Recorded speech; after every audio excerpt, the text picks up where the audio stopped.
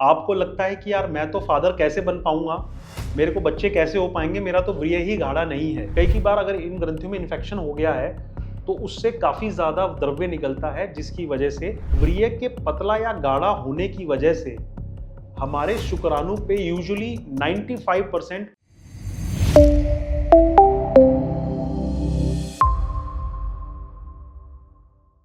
क्या आपका भी व्रिय पतला हो गया है? उतना गाढ़ा व्रिय नहीं निकलता है, जैसे पानी की बूंदें टपकती हैं वैसे आपका व्रिय टपकता है और आपको कई बार ऐसा लगता है ये पानी जैसा ही आ रहा है। इसको देख के, इसको सोच के आप काफी घबरा रहे हैं।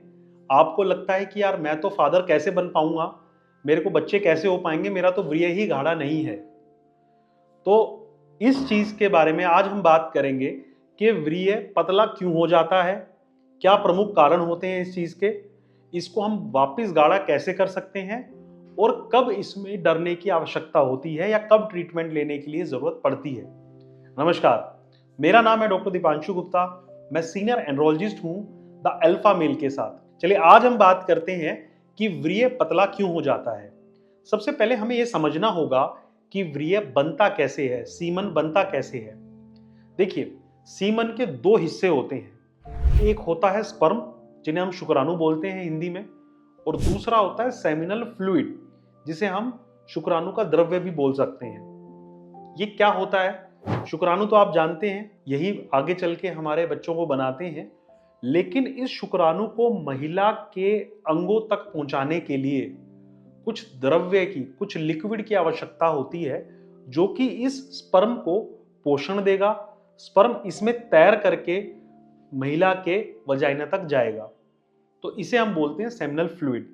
ये सेमिनल फ्लूइड हमारे जो पेशाब के रास्ते के साथ जुड़ी हुई ग्रंथियों से निकलता है, जिसका नाम है प्रोस्टेट ग्लैंड और सेमिनल वेसिकल ग्लैंड। जब भी हमारे इजैकुलेशन होता है तो हमारा स्पर्म ये हमारी टेस्टिस से निकलता है, फिर सेमिनल वेसिकल और प्रोस्टेट की ग्रंथियों के द्रव्य से मिलके तब ये हमारे शरीर से बाहर निकलता है, तब हम इसे सीमन बोलते हैं। तो semen is equal to sperm plus में सेमिनल फ्लूइड। अब स्पर्म तो कम ज्यादा हो नहीं सकता है, अगर कम ज्यादा होता भी है तब भी वो उसके गाढ़ेपन पे कोई असर नहीं डालता है। मेन जो असर है वो डालता है सेमिनल फ्लूइड। मतलब कहीं ना कहीं हमारी ग्रंथियां कि हमारा व्रिय गाढ़ा होगा कि वो पतला होगा, इस चीज पर असर डालती हैं।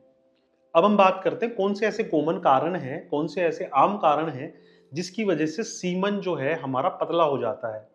सबसे जरूरी है कि जो लोग एक्सेसिव मैस्टरबेशन, बहुत बार हस्तमैथुन करते हैं, उन लोगों में ये जो दोनों ग्रंथियां हैं ये कहीं ना कहीं एग्जॉस्ट हो जाती हैं, उतना द्रव्य बार बार नहीं बना पाती हैं, जिसकी वजह से जो व्रिय है वो पतला हो जाता है। दूसरा, कई की बार जब लोग सेक्स कर रहे होते हैं तो सेक्स में बहुत ज्यादा इन्वॉल्वमेंट नहीं होती है, बहुत ज्यादा वो एक्साइटेड फील नहीं करते हैं, इसकी वजह से ग्रंथियां एक्साइट नहीं हो पाती हैं और द्रव्य नहीं बना पाती हैं।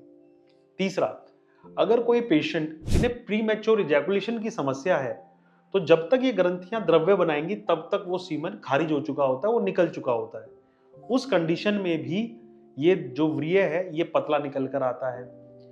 चौथी बात, अगर पेशेंट सेक्स के बारे में थोड़ा सा कम सोचते हैं और हस्तमैथुन कर देते हैं, उस केस में भी ये व्रिय पतला होने की आशंका रहती है। तो ये सब कॉमन कारण हैं। एक बात हमेशा याद रखिए कि व्रिय के पतला या गाढ़ा होने की वजह से हमारे शुक्राणु पे यूजुअली 95% कोई भी फर्क नहीं पड़ता है। जो पेशेंट्स जिनको लगता है कि यार मेरा व्रिय पतला हो गया है, वो सीमन एग्जामिनेशन करवा सकते हैं, जिससे कि उन्हें पूरा ये पता चल जाएगा कि उनके स्पर्म कितने हैं उसमें और बाकी द्रव्यों की क्या मात्रा है। अब हम बात करते हैं कि कैसे, कौन से ऐसे मेडिकल कारण होते हैं जिसकी वजह से सीमन वाकई में पतला हो जाता है। सबसे कॉमन कारण है टेस्टोस्टेरोन की कमी होना।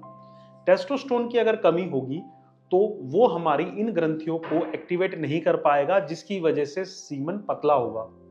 दूसरा, कई बार अगर इन ग्रंथियों में इन्फेक्शन हो गया है तो उससे काफी ज्यादा द्रव्य निकलता है, जिसकी वजह से ये सीमन हमारा पतला हो जाता है।